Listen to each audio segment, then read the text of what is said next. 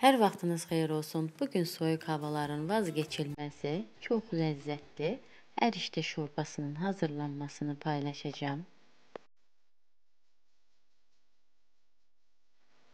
Bir stəkan aş lobyasını qazana əlavə edirik. Üzərinə çıxana qədər su əlavə edib qoyuruq lobya bişsin.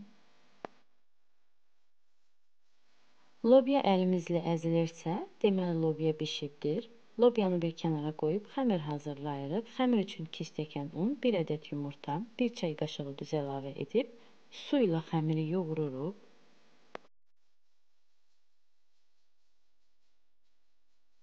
Xəmiri yaxşı yoğururuq ki, yuxamız daha gözəl alınsın. Kündəni unlayaraq başlayırıq yuxanı açmağa. Çox nazik yuxa etməyəcəyik, bişərkən dağılmasın.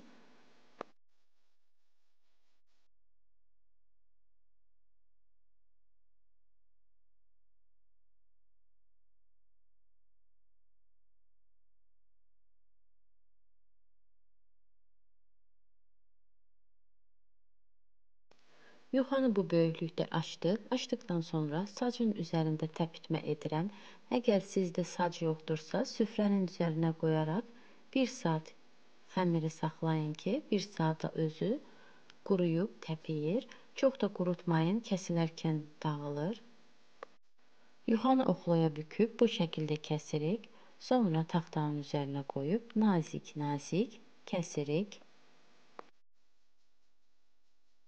Yuxanı təpitmə etdiyim üçün kəsərkən yapışmır, bişərkən də xəmir dağılmır. Yuxanın qalınlığına da baxa bilərsiniz. Çox gözəldir. Bu qalınlıqda olmalıdır. Tam ölçü bir yuxa üçün 2 stəkan un ala bilərsiniz. Xəmiri kəsdikdən sonra taxtanın üzərinə səririk, keçirik şorbanın suyunu hazırlamağa. Qazana kərə yağı əlavə edirik. Üzərinə 1 ədəd xırda doğranılmış soğan əlavə edib bunları qovururuq.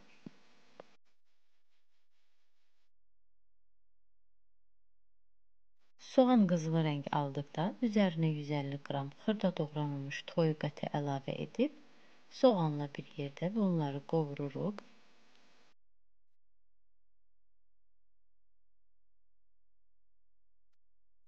Ətlə soğanı qovurduqdan sonra üzərinə bir xörək qaşığı tomat əlavə edib 1-2 dəqiqə tomatı qovururuq.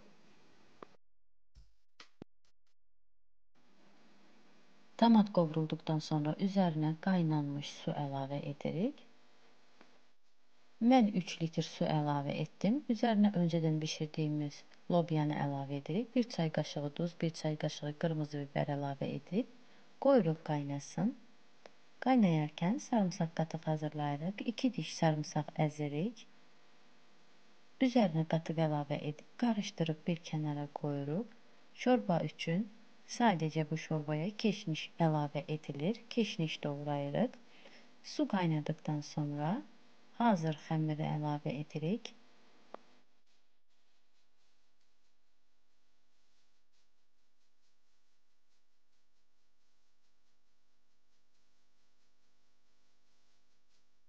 Xəmiri əlavə etdikdən sonra qarışdırırıq. Qoyuruq qaynasın. Qaynara düşdüyü anda altını söndürəcəyik. Çox qaynatmırıq ki, xəmir dağılmasın.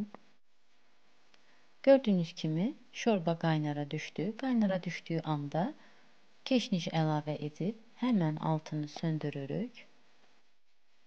Artıq şorba hazırdır. Servis edirik.